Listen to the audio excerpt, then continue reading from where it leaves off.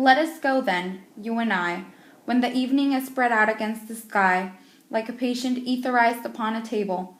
Let us go, through certain half-deserted streets, the muttering retreats of restless nights in one-night cheap hotels and sawdust restaurants with oyster shells, streets that follow like a tedious argument of insidious intent to lead you to an overwhelming question. Oh, do not ask, what is it? Let us go and make our visit. In the room the women come and go, talking of Michelangelo.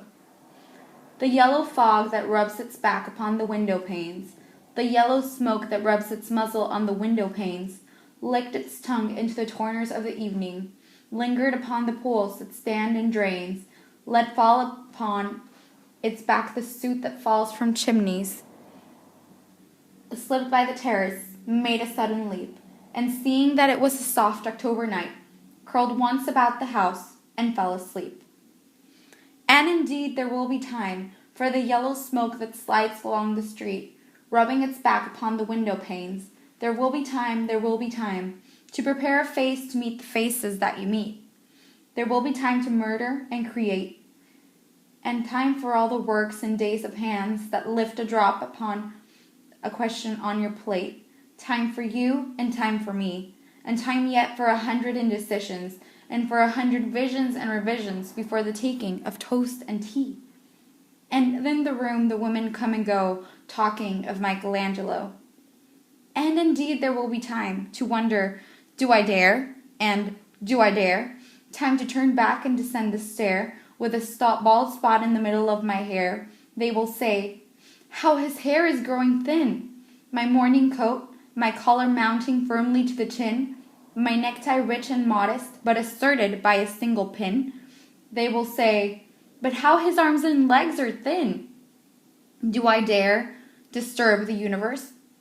In a minute there is time for decisions and revisions which a minute will reverse. For I have known them all already, known them all, have known them evenings, mornings, afternoons. I have measured out my life with coffee spoons.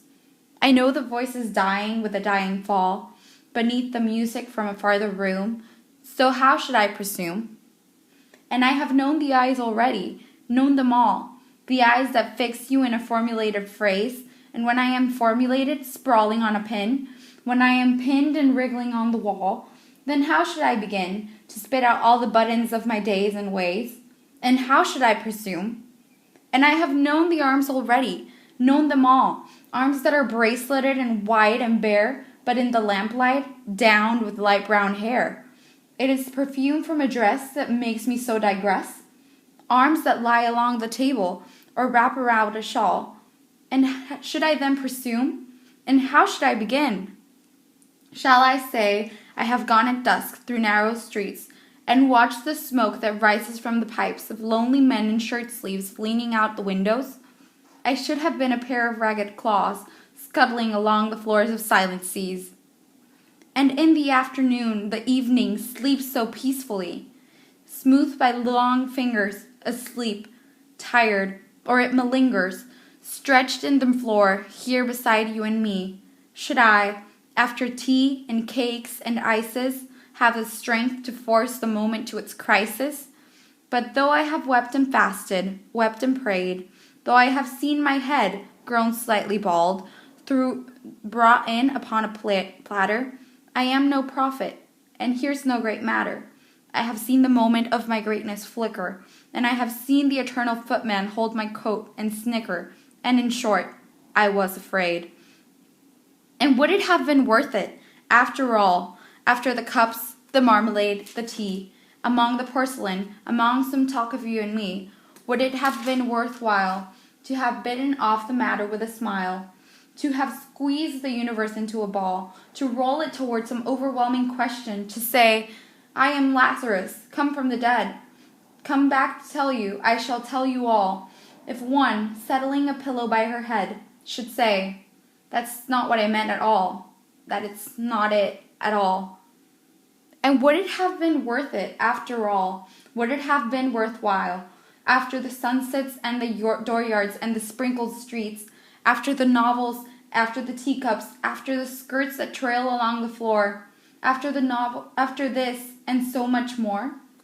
It is impossible to say just what I mean, but as if a magic lantern threw the nerves and patterns on a screen, would it have been worthwhile if one, settling a pillow or throwing off a shawl and turning toward the window, should say, "That is not it at all. That is not what I meant at all." No, I am not Prince Hamlet, nor was meant to be.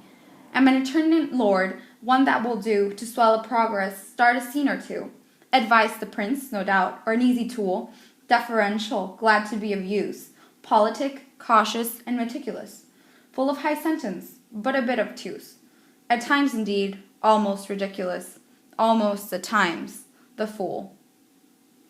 I grow old. I shall wear the bottoms of my trousers rolled. Shall I part my hair behind?